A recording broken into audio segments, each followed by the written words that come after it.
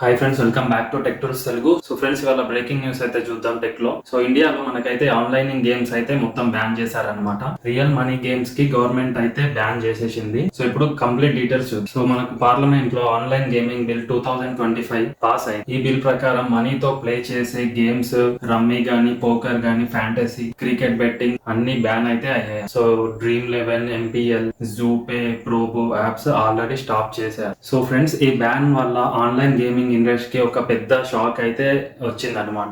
So lakhs of players money withdraw చేసుకుంటున్నారు and companies like dream 11, MPL operations అన్ని close చేస్తున్నాయి. And మనం చూసుకున్నట్టయితే స్టాక్ మార్కెట్ లో, గేమింగ్ కంపెనీస్ లో షేర్ ఫాల్ అయితే అయ్యాయి అనమాట. So thousands of employee job risk లో ఉన్నాయి. సో అయితే బ్యాన్ అయితే అయిపోయాయి. సో మనకు వాట్స్ అలౌడ్ అంటే ఏమేమి అలౌ అయినాయి, ఇప్పుడు ఏమేం ఈ స్పోర్ట్స్ అండ్ ఫ్రీ గేమ్స్ మాత్రమే లీగల్ అనమాట. కంప్లీట్ గా మనీ ఇన్వాల్వ్ అయ్యే గేమ్స్ అయితే కంప్లీట్ గా బ్యాన్ చేసేసారు. మనం ఈ గేమ్స్ ని ఆడితే పెనాల్టీస్ ఏంటి? సో రూల్స్ బ్రేక్ చేస్తే ఇచ్చే పనిష్మెంట్ ఏంటి అంటే మనకు 3 years వరకు జైల్లో ఉండొచ్చు and fine up to 1 crore.